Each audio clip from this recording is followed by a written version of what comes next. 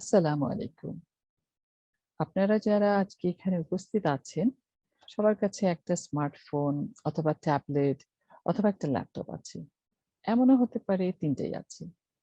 আজ থেকে ১০ বছর আগে কিন্তু আমরা সকলে স্মার্টফোন ক্যারি করতাম না। টেকনোলজি এখন স্মার্টফোন থেকে অনেক এগিয়ে গেছে। এখন metaverse, augmented reality, virtual reality, artificial intelligence, machine learning এগুলোই আমাদের আগামী দিনের technology. Everything is moving towards automation. কিন্তু কি এইসব অ্যামেজিং টেকনোলজি ড্রাইভ করছে? There are lots and lots of data. আর এই ডেটাগুলো ক্রাঞ্চ করার জন্য মিলিয়নস অফ প্রসেসর্স দরকার। ওয়ার্ল্ডে কিন্তু এখন চিপস অথবা মাইক্রো প্রসেসর্স এর শর্টেজ চলছে। So countries like China, India, Taiwan, Korea, Vietnam, they are all rushing to fill this gaps. এইসব কিছুর রেসে বাংলাদেশ এখন কোথায়? স্পেশালি আমরা যদি মেয়েদের কথা চিন্তা করি, মেয়েরা এখন কোথায়?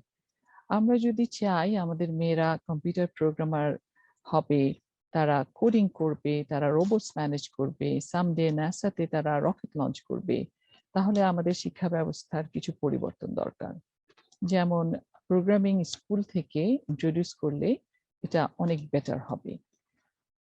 We at TICO strongly believe we can contribute significantly to enable our high school girls to gradually and directly get involved in these technologies.